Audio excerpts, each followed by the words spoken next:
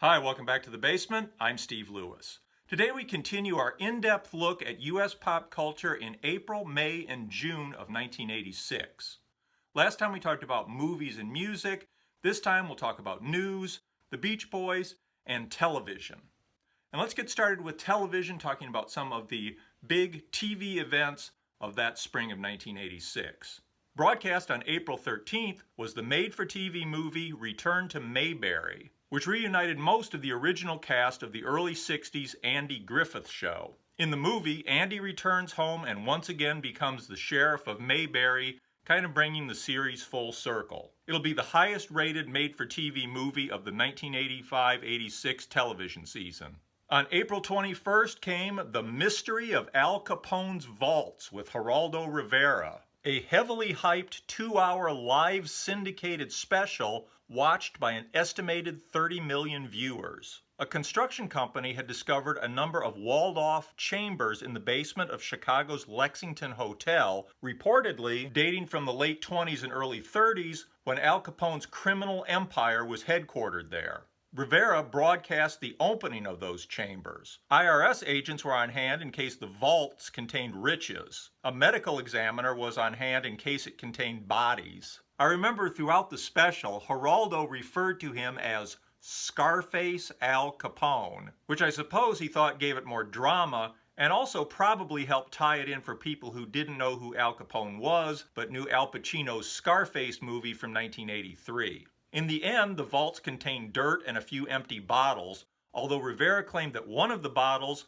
was for moonshine bathtub gin. It was a disappointing ending, but the special was the most watched syndicated special of the year, so you could bet there was more along these lines to come. In TV-related news, on May 10th, T.J. Hooker and Dynasty co-star Heather Locklear married Motley Crue drummer Tommy Lee in a ceremony in Santa Barbara, California. Happiest of all probably are the supermarket tabloids, who will be able to run stories about them for years. On May 16th, in the final moments of the 9th season finale of Dallas, Bobby Ewing, played by Patrick Duffy, a character that had been killed off in the series a year earlier, suddenly reappeared taking a shower. This set up a season-ending cliffhanger. Was it a twin? An imposter? Had Bobby Ewing somehow cheated death? More about this when we get to the third quarter. And as the 1985-1986 television season drew to a close, the top-rated television programs were, at number 1, The Cosby Show. The big powerhouse night of television continued to be NBC's Thursday nights, which kicked off with The Cosby Show, winding up its second season. Also hitting number 1 on the New York Times bestseller list on May 25th is Fatherhood by Bill Cosby. It'll stay number 1 for 20 weeks over the summer and into the fall. Holiday sales will put it back at number 1 for the last 2 weeks of 1986, making it by far the biggest nonfiction book of the year. It was apparently actually ghostwritten by humorist Ralph Schoenstein, a frequent contributor to NPR's All Things Considered. With Cosby's family sitcom being the number 1 rated show on TV, having the book attributed to Cosby undoubtedly accounted for its massive success. Airing right after The Cosby Show on Thursday nights was the second highest rated series, Family Ties. In its 4th season and its first since Michael J. Fox, who played Alex P. Keaton in the series, had become a film star with Back to the Future in the summer of '85. Another big powerhouse evening was CBS on Sunday nights. Jessica Tandy as Jennifer Fletcher in Murder, She Wrote was finishing its 2nd season and was the 3rd highest rated program on television. Right ahead of Murder, She Wrote and kicking off the Sunday night lineup, as it had been doing for the past 9 seasons, was the CBS weekly news magazine 60 Minutes. It had been on the air for 18 years. The 3rd program in NBC's Thursday night lineup, and 5th in the ratings, was Cheers, starring Ted Danson and Shelley Long, now in its 4th season. Night Court, which followed Cheers on Thursday nights, finished just out of the top 10 at number 11. Dallas had dropped from number 1 to number 6 in its 9th season, but was still going strong on CBS Friday nights. At number 7 was Dynasty, ABC's nighttime soap opera, and their highest rated program. It was in its 6th season on Wednesday nights. A sitcom that was new this season, the 8th rated Golden Girls, was part of NBC's Saturday night lineup. At number 9 was NBC's stylish crime drama Miami Vice, starring Don Johnson and Philip Michael Thomas as Crockett and Tubbs. It was in its second season on Friday nights. Kicking off ABC's Tuesday nights was Tony Danza in the 10th-rated Who's the Boss, which was completing its second season. On April 15th, the U.S. carried out airstrikes against Muammar Gaddafi's Libya. President Reagan had ordered the bombing raid ostensibly in retaliation for the bombing 10 days earlier of a West Berlin disco popular with American servicemen, in which one American had been killed. Reportedly, 40 people were killed in the raid. One American aircraft was lost. On April 26th, a massive accident took place at the Chernobyl nuclear power plant in the Ukraine region of the Soviet Union. The accident will first be detected in the West, when the surge in radiation levels is detected in Sweden over 620 miles away. The Soviets will soon concede that there's been an accident, but it will be some time before the full magnitude of the disaster is revealed. In much lighter news, a notable reunion tour began on May 24th when 3/4 of the Monkees, Davy Jones, Peter Tork, and Mickey Dolenz, began their 20th anniversary tour at the Concord Hotel in Kiamiasha Lake, New York. Michael Nesmith had declined to tour, citing obligations he had with his company, Pacific Arts. The Monkees' resurgence had been growing for some time. Original Monkees albums had become hot items at used record shows, and in 1985, Rhino Records reissued all the original albums, even the very obscure Two Monkey Changes album from 1970.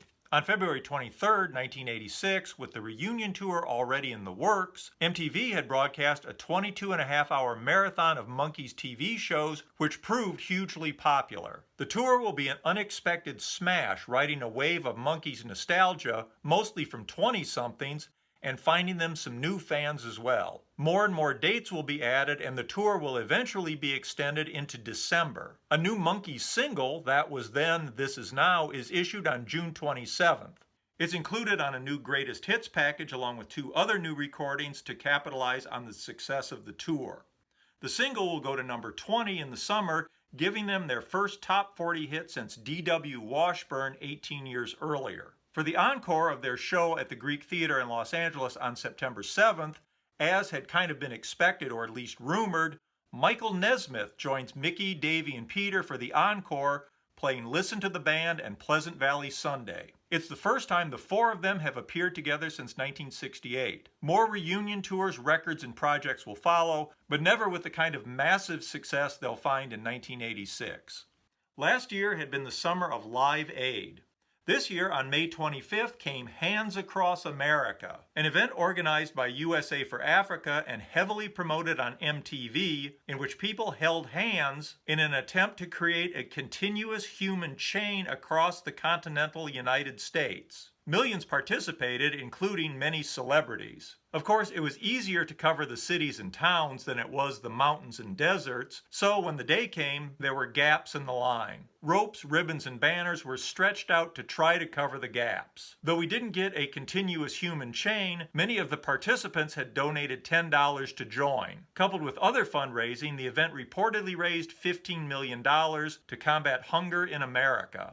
In May, the Beach Boys begin their summer tour of North America, billed as their 25th anniversary tour and sponsored by Sunkist. There will be some breaks and some weeks off, of course, but the group will more or less be on the road until early November. On Thursday, May 29th, the group, including Brian, convene at Venice Beach to shoot a video for their upcoming single, Rock and Roll to the Rescue. More about that in a future episode. A couple of days later, on May 31st, Brian and Gary Usher meet at Brian's beach house in Malibu with an eye toward reviving their songwriting collaboration after many, many years. David Leaf had suggested the idea to Usher earlier in the year. Working through Dr. Eugene Landy, who was very much in charge of Brian at this point, the meeting had taken a lot of preliminary work to arrange. Sadly, as documented in Stephen McParland's excellent, though depressing book, The Wilson Project, the collaboration will prove largely frustrating, often unproductive, and little from those sessions will be released. The Wilson Project will last just over a year, ending in June of 1987.